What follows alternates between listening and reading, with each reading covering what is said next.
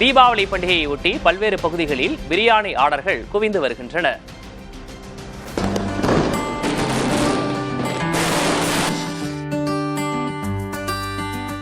தீபாவளி என்றாலே புத்தாடை, பட்டாசு, இனிப்பு என்று பல விஷயங்கள் நினைவுக்கு வரும்.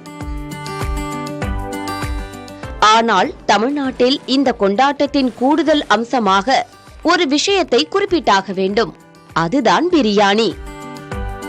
தீபங்களின் திருநாளான தீபாவளி வெளிச்சம், இனிப்பு பலகாரங்கள் என ஆரம்பித்து மதிய வேளையில் ஒரு பிரம்மாண்ட விருந்துடன் தான் முழுமையடைகிறது.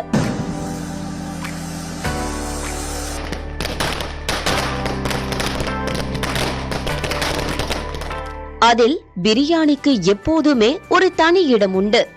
தீபாவளிக்கு முதல் நாள் இரவே பல வீடுகளில் மட்டன், சிக்கன் வாங்கப்பட்டு நாளைக்கு வீட்டுக்கு விருந்தாளி வராங்க, பிரியாணி தான் ஸ்பெஷல் என்று திட்டமிடல் தொடங்கிவிடுகிறது. ஆனால் இன்றைய அவசர உலகில் வீட்டிலேயே கஷ்டப்பட்டு பிரியாணி செய்வதை விட ரெஸ்டாரண்ட்டுகளில் ஆர்டர் செய்வதே பலருக்கும் எளிதாகிவிட்டது.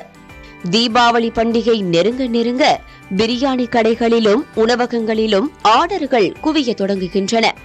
ஆன்லைன் டெலிவரி பிளாட்ஃபார்மில் தீபாவளி என்று பிரியாணி தான் ஹாட் செல்லிங் ஐட்டம்.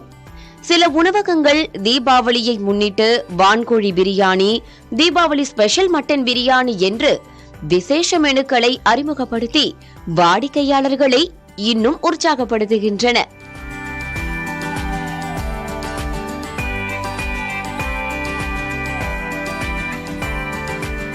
சென்னை மற்றும் அதனை சுற்றியுள்ள மாவட்டங்களில் பாஸ்மதி அரிசியில் மட்டன், சிக்கன் பிரியாணி, மற்ற மாவட்டங்களில் சீரக சம்பா அரிசியில் பிரியாணி விற்பனை அதிகம் உள்ளது. தீபாவளிக்கு 1 கிலோ 2 கிலோ என குடும்ப உறுப்பினர்களின் எண்ணிக்கைக்கு ஏற்ப அசைவ உணவகங்களில் பலரும் பிரியாணியை முன்பதிவு செய்து வருகின்றனர். தீபாவளிக்கு பிரியாணி விற்பனை 250 கோடி ரூபாயாக அதிகரிக்கும் என எதிர்பார்க்கப்படுகிறது.